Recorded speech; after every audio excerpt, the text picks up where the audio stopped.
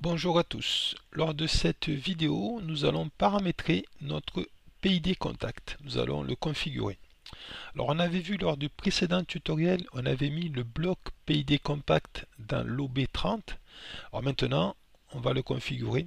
Alors il y a deux petits logos là-haut.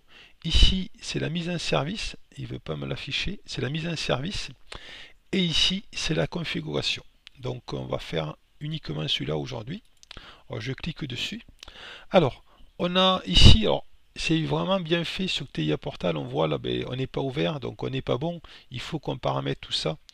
Alors, ici, on va cliquer sur le paramètre de base. Alors, paramètre de base. On a ici, qu'est-ce qu'on a de régulation? On peut choisir hein, régulation de luminosité, de force, de couple, etc. Alors, nous, on va prendre longueur. On imagine c'est une hauteur d'eau. On prend une hauteur d'eau. On met l'unité, mais l'unité, nous, c'est des centimètres. Et ici, on va activer mode après le redémarrage. Donc ici, on va choisir après la mise en run de l'automate, après démarrage de la CPU, on choisit si on veut faire une mode manuel, on choisit nous-mêmes nos PID, soit on n'active pas le PID. Alors, optimisation préalable fine, c'est de l'auto-tuning, ça. On le verra lors de la mise en service. Alors nous, on fera de l'auto-tuning, mais une fois que ce sera fait, qu'on aura les bons paramètres de P, de I, D, on lancera le mode automatique. Donc on met mode automatique. Ici, il nous trouve directement. Hein. On avait déclaré notre bloc input PER parce que c'était une entrée analogique et une sortie analogique. Mais là, on laisse tel quel. Voilà. C'est pas la peine de modifier les 7 points. Vous allez voir si ça va fonctionner. Ensuite, ici, il n'y a rien à modifier. Non, c'est bon, il n'y a rien à modifier. Ensuite, paramètres de la mesure. Alors là, qu'est-ce qu'on va mettre ici? Ici, c'est les limites, quoi. Donc ici, on va prendre limite supérieure à la mesure 300, ici. Et pour lui, échelle de la mesure, ici, on va mettre, pareil, 300. Voilà, il nous met une échelle de mesure. Alors, en fait, ça, nous, on l'a fait on l'a fait il y a quelques jours. Lors du tutoriel, on l'avait fait ici, quoi, en fait, tu vois. On avait fait ici une mise à l'échelle, là. Voilà. Donc, on peut le faire ici dans le bloc. Je l'ai fait exprès de vous faire voir qu'il y avait une autre solution. Donc on revient à notre configuration. Donc là on est pas mal. On a fait ça, voilà. Alors du coup ça met à l'échelle une valeur de 27 648. Ça le met à l'échelle à 300 cm.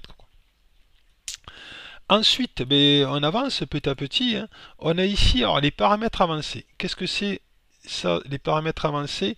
C'est les limites, quoi. Les limites supérieures à partir de. Nous, on a une cuve de 300 cm. Mettons, si on arrive, notre détecteur, il nous dit, mettons 310, on va dire, il y a un problème, quoi. Ou on peut mettre une limite, mettons, pas 310, on dit, on va mettre une alerte avant, on va mettre une limite à 290. Hein. Par exemple, à 290, mais attention, ça va déborder. 295, allez. 295. On n'est pas obligé de le faire, hein, de ça, mais ça peut être pas mal. Ensuite, ici, on a bon, la PWM, on ne touche pas, enfin, pour ma part. Et ici, on a ici des paramètres qui sont par défaut. De P, de I, E, D. Alors nous, de P, I et D, pardon, nous, on le fera faire, on va les modifier, on va le faire en auto-tuning. Pour le moment, on va laisser ça comme ça. Ici, on peut choisir le type de régulateur, soit du PID, soit du PI, sachant que le D est souvent difficile. Là, tous les PID que j'ai fait, le D, il est toujours difficile à paramétrer. Donc si vous êtes embêté avec le D, soit vous le mettez à 0, soit vous mettez ici PI, quoi. On verra ça lors de la mise en service.